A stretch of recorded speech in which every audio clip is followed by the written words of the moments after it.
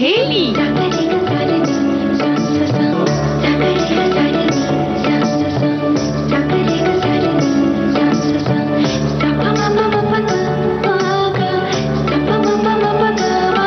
सखी सहेली।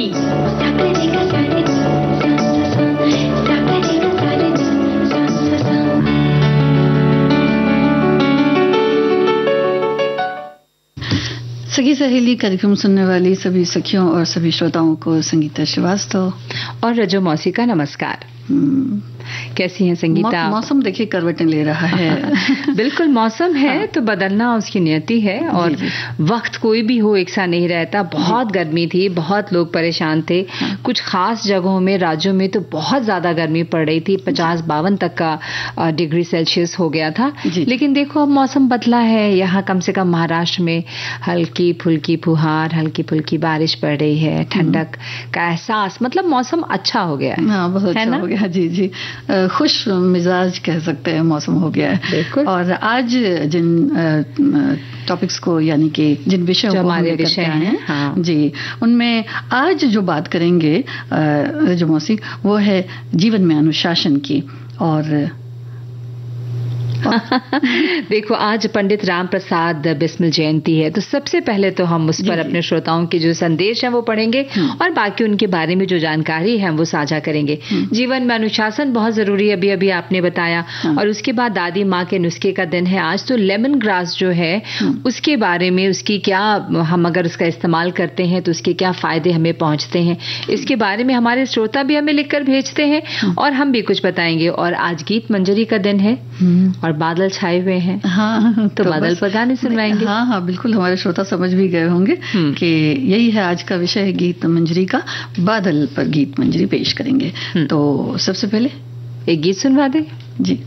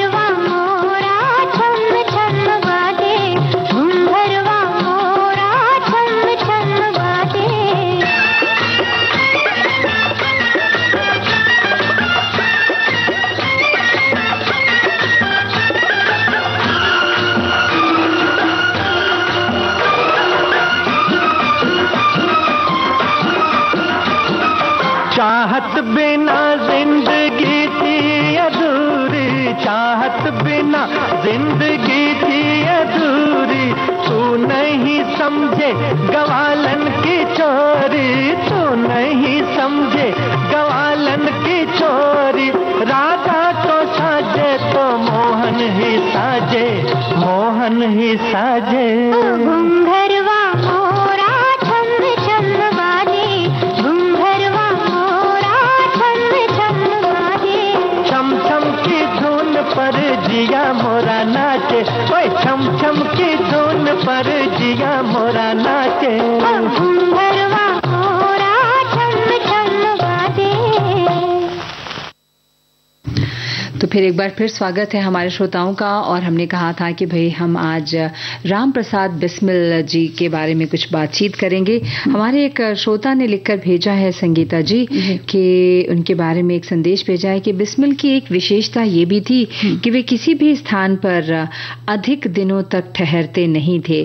कुछ दिन रामपुर जागीर में रहकर अपनी सगी बहन शास्त्री देवी के गांव कोसमा जिला मैनपुरी में भी रहे। मजे की बात ये कि उनकी अपनी बहन तक उन्हें पहचान नहीं पाई।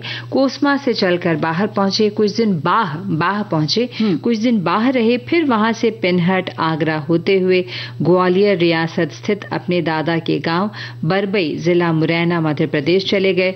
उन्होंने वहां किसान के भेष में रहकर कुछ दिनों हल भी चलाया। पलायन अवस्था में रहते हुए उन्होंने 1919 में प्रकाशित अंग्रेजी पुस्तक the grandmother of Russian revolution का हिंदी अनुवाद भी किया। क्या बात है। और भी हमारे एक श्रोता लिखकर भेजते हैं संगीता कि जो कत्ल को भी जश्न लिखे, मौत को माशूक, बिस्मिल को बराबर है कलम हो कि हो बंदूक। क्या बात है। कहते हैं कि जब अशफाक और बिस्मिल को फांसी होने में कुछ ही दिन बाकी थे तो अशफाक की आंखों में बिस्मिल ने आंसू देखे। बिस्मिल ने पूछा, अरे अशफाक जैसा जाबाज दोस्त, और फांसी का डर? अशफाक बोले, डर नहीं दोस्त, मैं तो ये सोच रहा हूं कि जल्दी हमें फांसी हो जाएगी और मेरे धर्म में पुनर्जन्म का उल्लेख नहीं है। तुम जिस धर्म में हो उसमें इस देश पर शहीद होने के लिए कई बार जन्म लेने की सहूलियत है। ऐसे जज्बे वाली अशफाक बिस्मिल की जोड़ी हर युग में हिंदुस्तान के पास हो, ईश्वर से यही प्रार्थना है। अमर शहीद राम प्रसाद बिस्मिल, जिन्होंने एक तरफ तो राष्ट्र स्वाधीनता यज्ञ में हंसते हंसते अपने प्राणों की आहुति दे दी और दूसरी तरफ उनके शब्दों और उनकी रचनाओं ने देश भर के युवाओं को लगातार जागृत किए रखा। उनके शब्द बीज ने हजारों बिस्मिलों को पैदा कर दिए। आज उनके जन्म दिवस पर उनको सादर प्रणाम। तो नमन करते हैं हम भी राम प्रसाद बिस्मिल जी को।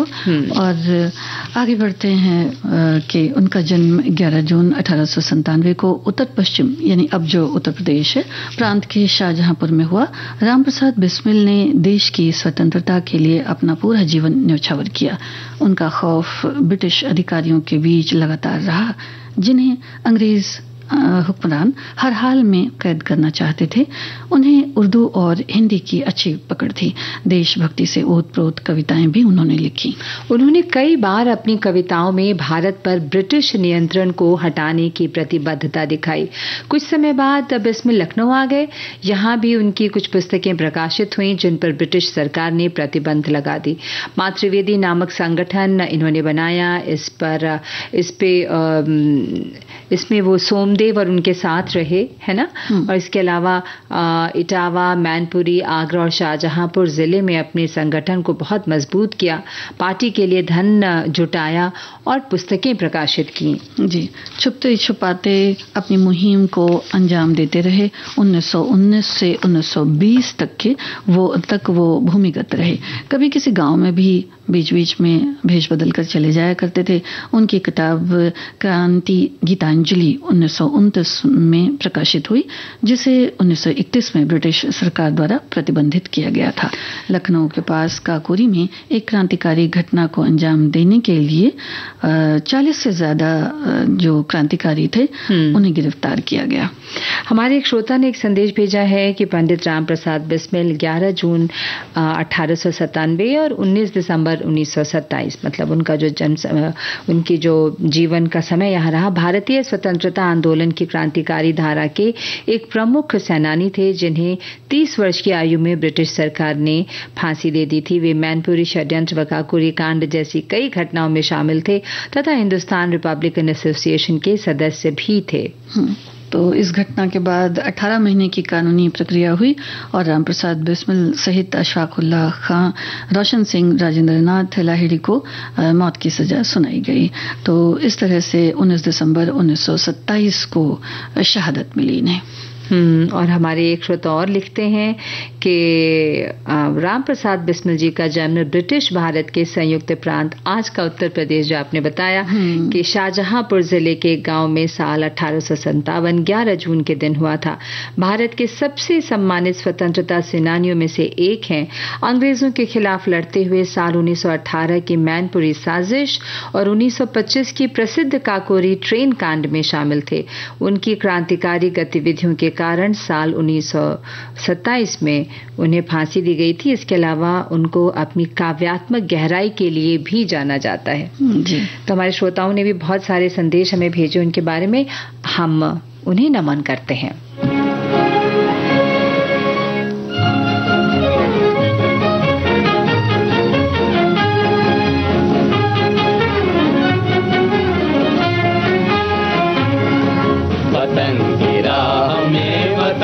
नौजवान शहीद हो, वतन की राह में वतन के नौजवान शहीद हो।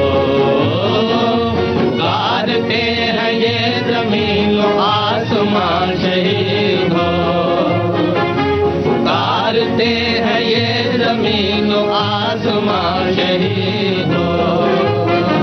वतन की राह में वतन के नौजवान शहीद हो।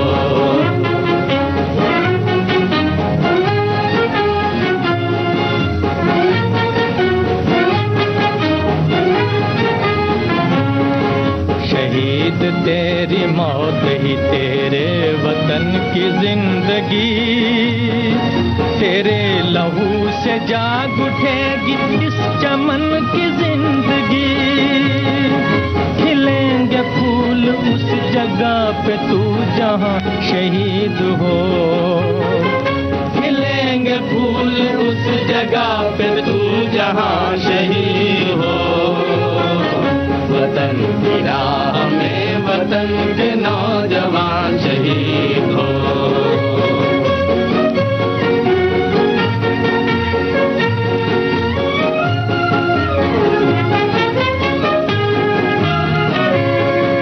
गुलाम उठ वतन के दुश्मनों से इंतकाम ले, इन अपने दोनों बाजुओं से खंजरों का काम ले। चमन के वास्ते चमन के बागबान शहीद हो, चमन के वास्ते चमन के बागबान शहीद हो। वतन की राह में वतन के नौजवान शहीद हो।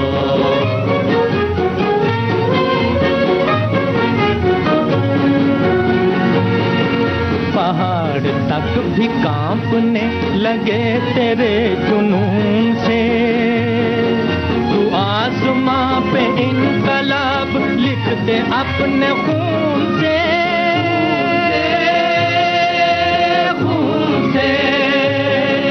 जमीन नहीं तेरा वतन है आसमां शहीद हो, जमीन नहीं तेरा वतन है आसमां शहीद हो। वतन की राह में वतन के नौजवान शहीद हो, वतन की राह में वतन के नौजवान शहीद हो। संगीता, जीवन में अनुशासन बहुत जरूरी है और हमें लगता है हमारे जो इतने लीडरान थे उनका जीवन भी बहुत अनुशासित रहा होगा। बड़ा दृष्टिकोण या उनकी सोच एकदम केंद्रित होगी कि रहती होगी कि हमें ये करना है जीवन में, है ना? और वो अनुशासन के तहत ही आता है। जी जी। अब एक छोटा सा ब्रेक ले लेते हैं और फिर हाजिर होते हैं।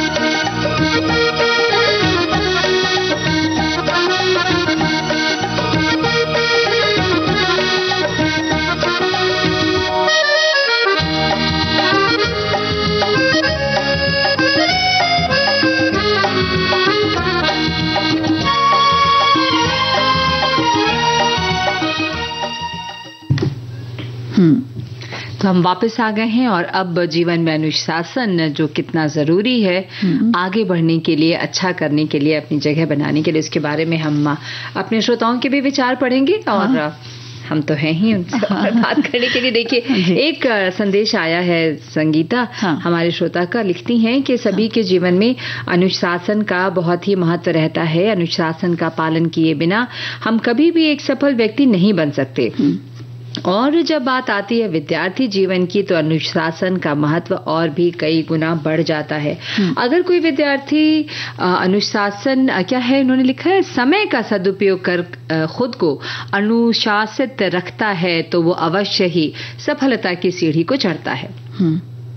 और हमारे और भी श्रोता तो बहुत अच्छी बात लिखी है, तो हम इनका धन्यवाद करते हैं। हमारे एक और श्रोता ने लिखा है कि जीवन में अनुशासन उतना ही जरूरी है जितना रसोई में नमक जरूरी होता है। उसके बिना रसोई फीकी लगती है। अनुशासन के बिना हर क्षेत्र अधूरा है। अनुशासन जो हमें सही दिशा देता है, समय की अच्छी व्यवस्था करता है, दृढ़ता और समर्पण भाव को विकसित करता है, व्यक्ति को संयमित रखता है, सामरिक जीवन में नियमितता लाता है।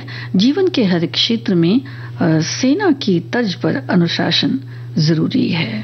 तो बिल्कुल बिल्कुल अनुशासन बहुत जरूरी है। वो हमारे जीवन की दशा और दिशा को निर्धारित करते हैं। आत्मनियंत्रण और आदर्शों अच्छे आचार विचार का पालन करना, अपने जीवन को एक नियमबद्ध तरीके से जीना जो व्यवहार से लेकर बातचीत तक में बिल्कुल झलकता है। और काम भी जब हम लोग करते हैं तो देखिए जो उसमें समय प्रबंधन होता है वो बहुत जरूरी होता है। जैसा कि हमारे इन श्रोता ने भी लिखा कि भाई अगर सेना की बात की जाए तो देखिए उनके लिए तो जो कड़े नियम और अनुशासन होते हैं तो ये तो बड़ी सीखने वाली बात है। तो जो प्रबंधन है वो अहम हिस्सा है जीवन का। जिम्मेदारी एक उसका एहसास होना, क्योंकि अनुशासन कहा जा सकता है कि मतलब किसी के ऊपर थोपा नहीं जा सकता है। तो एक जिम्मेदारी है जिसका कि एहसास होना अपने आप में बहुत जरूरी है। और अनुशासन मुझे तो लगता है शायद कुछ एक ऐसी चीज है जो अपने आप से मतलब आती चली जाए और जिसका बोझ बिल्कुल भी हम लोगों को पता न चले। तो वही एक अनुशासन बड़ा अच्छा सा रहता है, बिल्कुल सकारात्मक तरीके से, है ना? हाँ जी। तो आप लिखती हैं, हमारी श्रोता लिखती हैं कि अनुशासन का वो आत्मनियंत्रण है जो नियमों या आदेशों का पालन करने की आवश्यकता से प्राप्त होता है और किसी कठिन चीज पर काम करते रहने की क्षमता होती है। अनुशासनवादियों का मानना है कि इस तरह का आत्मनियंत्रण अत्यंत महत्वपूर्ण है और नियमों का एक सेट लागू करते हैं जिसका उद्देश्य इस तरह के व्यवहार को विकसित करना है। ऐसा प्रवर्तन कभी कभी सजा पर आधारित होता है, हालांकि दोनों के बीच एक बड़ा अंतर है। तो अनुशासन को बिल्कुल पता न चलने दे अगर तो ही वो एक अनुशासित ढंग फिर पता चलेगा कि उसको एक बोझ की तरह न लिया जाए, बल्कि सही गलत क्या है इसमें भेदभाव समझते हुए उसको अपने हिसाब से देखा जाए। और जो एक निश्चित दृष्टिकोण होता है, यानी कि व्यवहार में जो सकारात्मकता होती है वो भी इसमें आ जाती है। जो अनुशासन होता है, जो प्रकृति होती है जिसे हम सीखते हैं, या बहुत सारी चीजें ऐसी हैं जैसे सूरज का उगना, सूरज का डूबना, है ना? हाँ जी जी। पंछियों को बदलना, जी पंछियों को देखिए कोई नहीं बताता है कि सुबह हो गई है, कोई अलार्म नहीं उठाता उन्हें। और अब शाम हो गई है, संध्या हो गई है, तो चलो घर की तरफ लौट चलें। तो ये हम प्रकृति से सीखते हैं, जबकि उन्हें तो कोई अनुशासित नहीं करता है, लेकिन वो अपने आप से समझते हैं उसको। तो कहते हैं ना कि देखकर भी बहुत सारी चीजें जो है वो सीखी जा सकती हैं। तो प्रकृति से भी सीख लेते हैं हम, और फिर चांद तारों की तो बात ही क्या कहें। बिल्कुल बिल्कुल।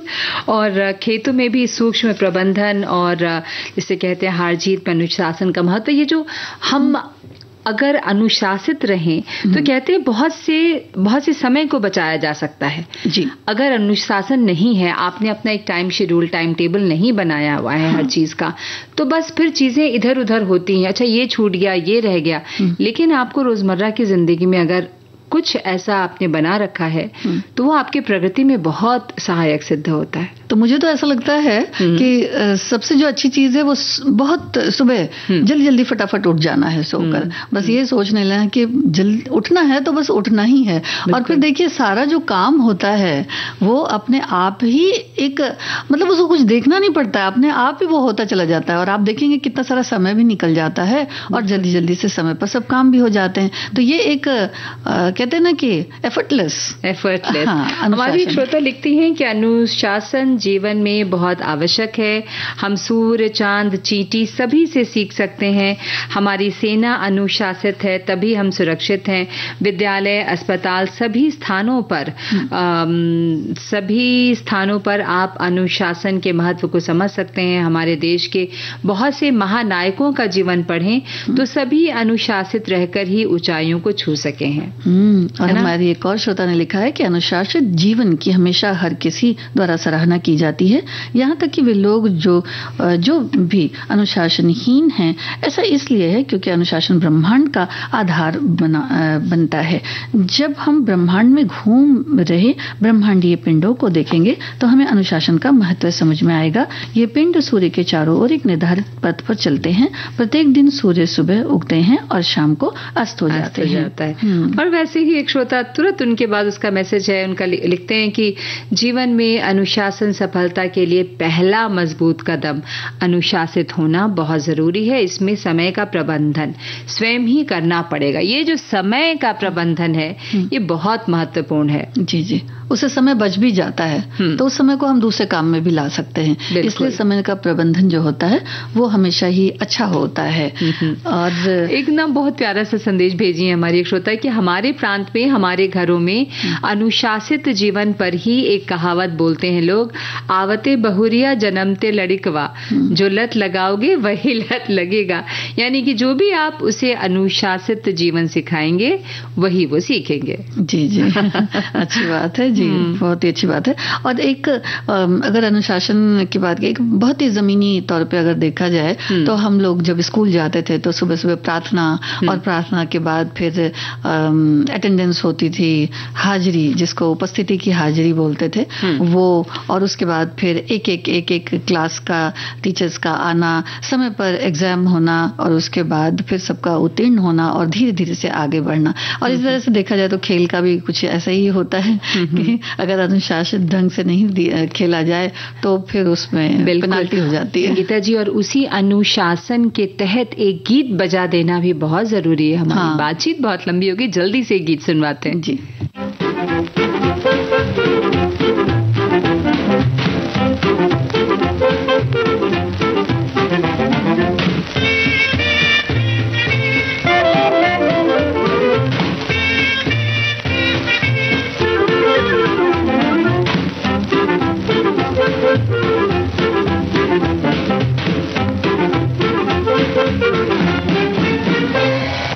हले हले डोले, धीरे धीरे बोले,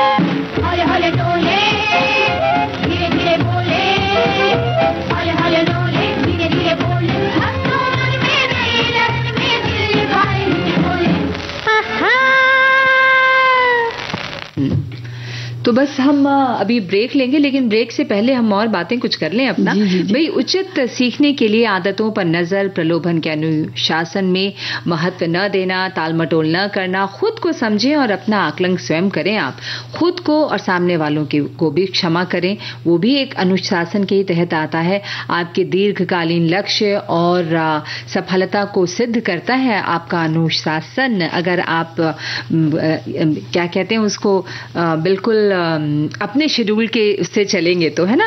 और वैदिक काल में भी देखो शिक्षा में अनुशासन, आज के युग में स्कूलों, पढ़ाई लिखाई और परीक्षा में अनुशासन, हर चीज में अनुशासन है। आप देखिए जब आप बस स्टॉप पे खड़े हैं तो वहां भी एक अनुशासन ही आपको दिखाई देता है, एक डिसिप्लिन दिखाई देता है जब लोग लाइन में लगे हैं, पंक्ति में खड़े हैं और अपनी अपनी बारी आने पर चढ़ते हैं। तो अगर वही वहां पे लाइन न लगी हो और सब एक साथ झुंड में चढ़ने लगे तो कोई चढ़ भी नहीं पाएगा, बस के जाने का समय भी हो जाएगा और लोगों को चोट भी लग सकती है। और ये भी बात सही है कि अनुशासन को थोपना भी ठीक नहीं है, व्यवहार में आप इसको उतारिए, कहीं से कड़ाई न हो। और भी इसके महत्व को, इसकी अगर महत्ता को आप समझेंगे ना तो अपने आप ये चीजें समझ में आ जाएंगी कि भाई कितना आसान हो जाता है सब कुछ, नहीं। और सुबह जल्दी उठिए, व्यायाम कीजिए, समय पर विश्राम भी कीजिए जो आपको रोगों से दूर रखेगा। खान पान में भी अनुशासन रखना बहुत जरूरी है। सड़क पर वाहन चलाने में अनुशासन है, लाइन में लगें फिर काम करें, अपने जो नियम हैं उसका पालन करें। इन सारी ये हमारे जीवन में भाई डिसिप्लिन ही सब कुछ है। अगर हमें पता है हमारा यहाँ पे कार्यक्रम इतने बजे से है तो हम उसकी तैयारी अपनी करें और फिर आकर ना कि बस हाँ जाना है करना नहीं। संगीता जी उसके लिए भी बहुत जरूरी है। और हमारे एक श्रोता ने जो संदेश भेजा है मुझे लगता है, और उसकी एक कड़ी भी होनी चाहिए कि जैसे वो चलती चली जाए, कहीं बीच में अवरोध ना हो जाए उसमें, तो उसका हमें अच्छा कहते हैं ना कि फल देखने को फिर मिल सकता है। उस प्रवाह के लिए बहुत जरूरी है। आप हमारी एक श्रोता ने लिखा है कि जीवन में अनुशासन कितना जरूरी होता है। हर घर में एक अनुशासन होता है, फिर स्कूल जाते हैं वहां का, college, office, bank, railway station, airport, जल थल वायु सेना का अनुशासन, हर क्षेत्र में अलग अलग अनुशासन प्रशासन होता है। अगर यही नहीं होगा तो किसी भी जगह लोग अपनी मनमानी करेंगे। कोई भी संस्था इसके बगैर नहीं चलती। बिल्कुल सही। अपना जीवन भी एक अनुशासन में चलता है तो सही रहता है। सुबह उठते मॉर्निंग वॉक, फिर नहाना धोना, स्कूल ऑफिस के लिए तैयार होना वगैरह वगैरह। और अब एक अंतराल, ब्रेक।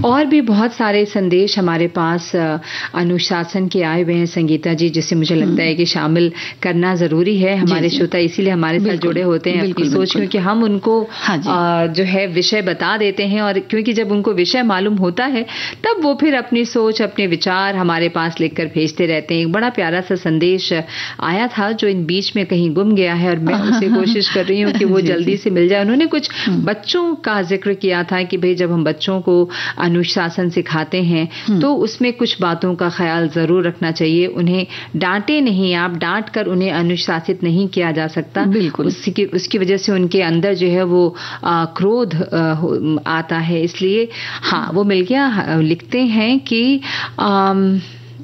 एक तो उन्होंने कुछ हमारे प्रोग्राम के स्टाइल की बात की है और आगे लिखते हैं कि कभी कभी बच्चों को डांटते वक्त हम अपना अनुशासन भूल जाते हैं, उनके साथ गुस्से में अपशब्द का इस्तेमाल कर देते हैं। इससे बच्चे हमें देखकर वो भी अपना अनुशासन भूल जाते हैं। यदि हम बच्चों को अनुशासन सिखाना चाहते हैं, पहले हमें खुद उनके सामने अनुशासित होकर रहना पड़ेगा। ये भी बहुत जरूरी है, क्योंकि बच्चे जो होते हैं वो देखते हैं तो वो उसी चीज को फिर सीखते हैं। और एक छोटा सा संदेश है कि अनुशासन का पालन करना सदैव कड़वा होता है, लेकिन इससे प्राप्त होने वाला फल सदैव मीठा होता है। बिल्कुल। तो और अब समय है गीत मंजरी का, है ना। हमने बताया था कि आज बादल पर गीत हम सुनेंगे। बिल्कुल। आस लगी बादलों की तो मन मयूर ने हूक लगाई, धरती की प्यास के बादलों ने समझा है तो धीरे धीरे घटा आसमान पे पचलने लगी। बिजलियों ने घनी रात में चमक कर कुछ संदेशा दिया, आहटी सुन नदियां ने अंगड़ाई ली, हवाओं की ठंडक कुछ मन के तार छेड़ गई। देखते ही देखते घटा घनघोर हुई, कुछ रिमझिम बूंदों की लड़ियों ने देखते ही देखते तन मन भिगो डाला। मन के तार जब छिड़े तो कुछ हमने कही, कुछ बादलों ने सुनी, कुछ खुशियों के मोती बिखरे, खुशियां सागर बन के छलकी। देखते ही देखते सब कुछ घने बादलों की छाया में जैसे घिरता चला गया। गगन झूमने लगा, रातें भी बादलों के साए ढलने लगी।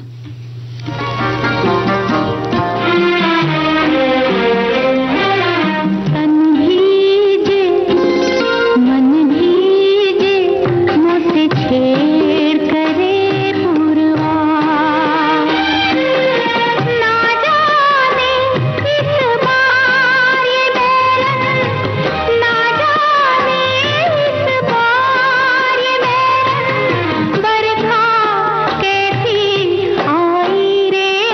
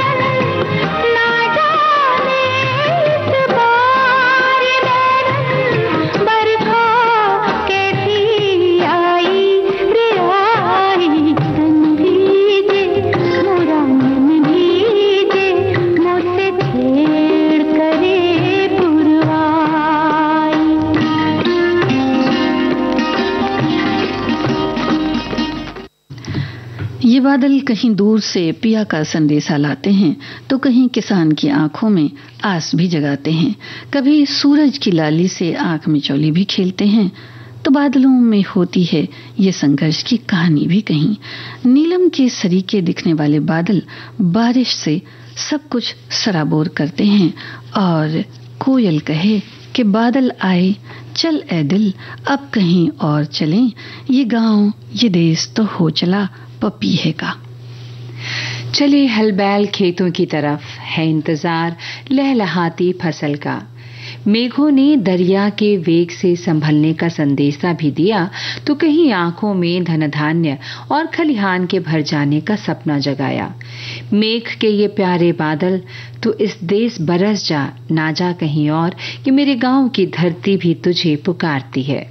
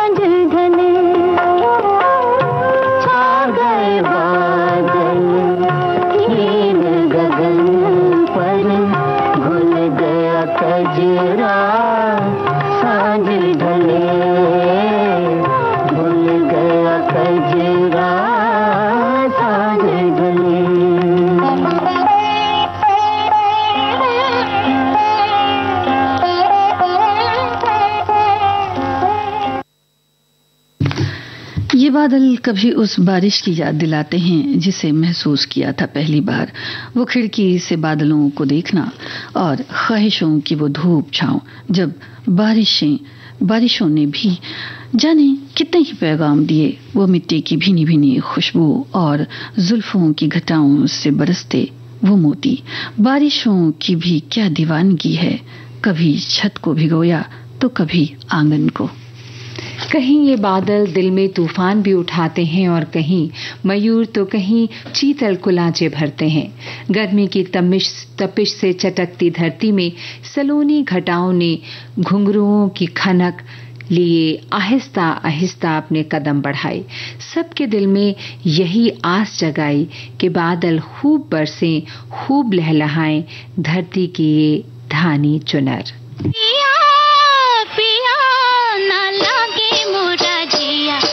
चोरी चोरी ये बहिया गोरी गोरी तड़प उठी रे तेरे प्यार को। पिया पिया ना लागे मोरा जिया, आजा चोरी चोरी ये बहिया गोरी गोरी तड़प उठी रे तेरे प्यार को। पिया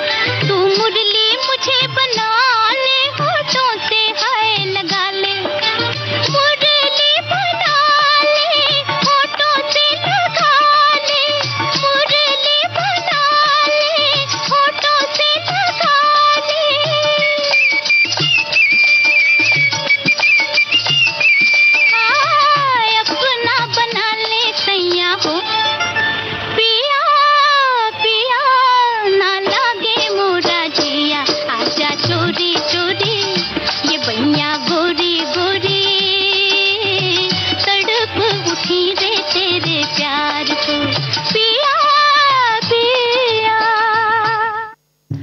वो बारिशों की रात और घने बादलों के साए भीगता शहर, तो कहीं घर की दीवारें, कहीं किसी का बारिशों की बूंदों से बचने की कवायद, कहीं खिली कलियां तो कहीं घटाओं ने किसी की नींद चुराई। ये बादल रोज एक कहानी छेड़ जाते हैं और बिजलियां कौंध कर कहीं डरा भी जाती हैं।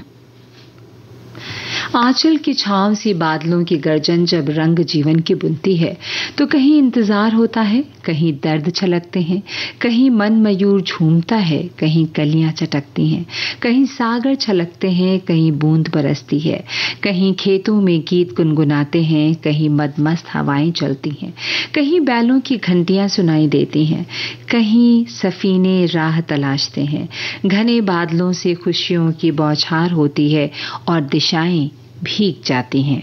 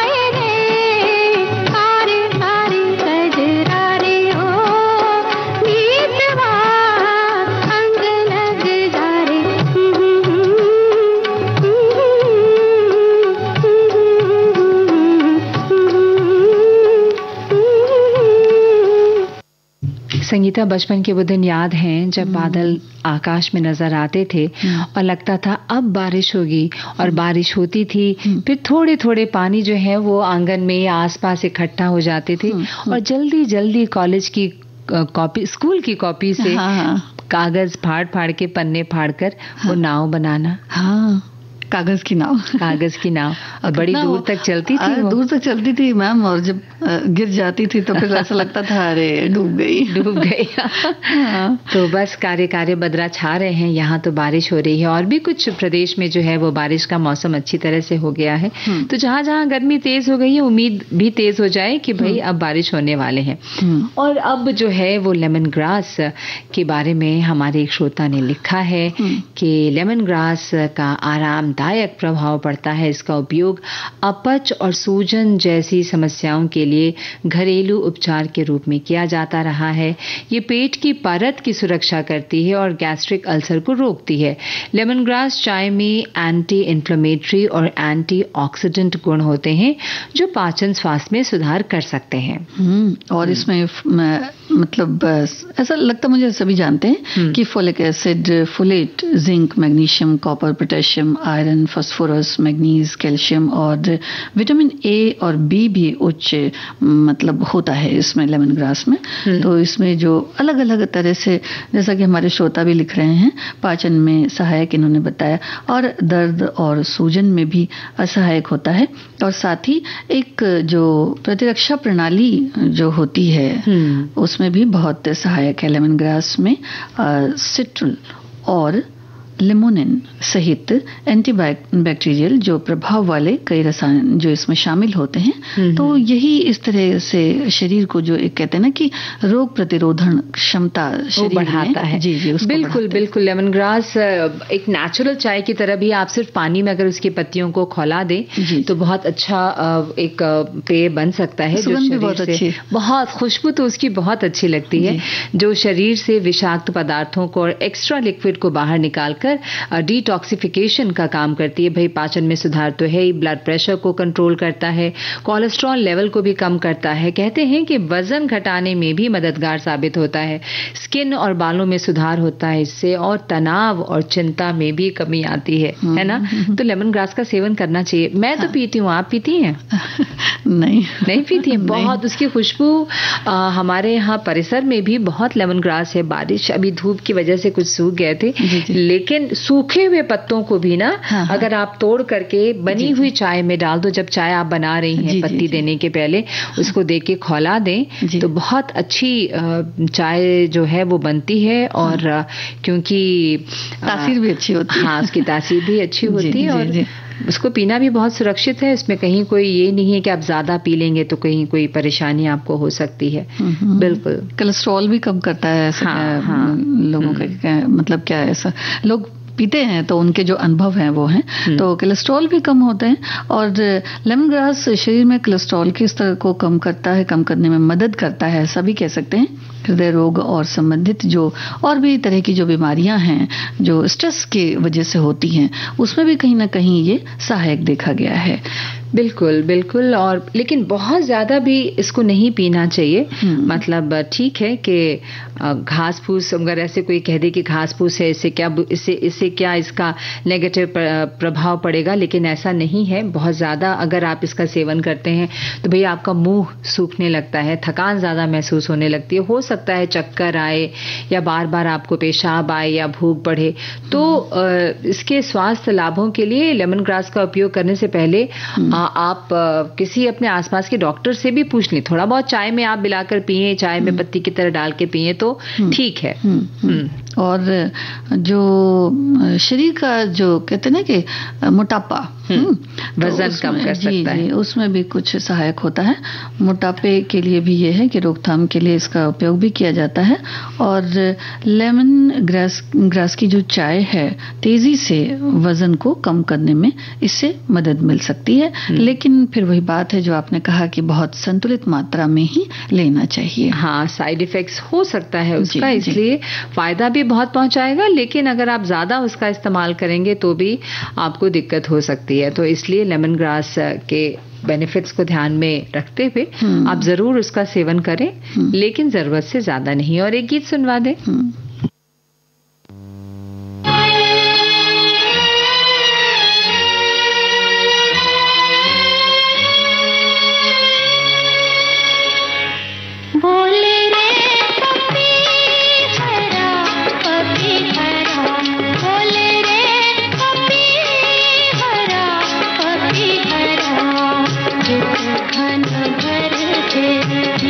मन प्यासा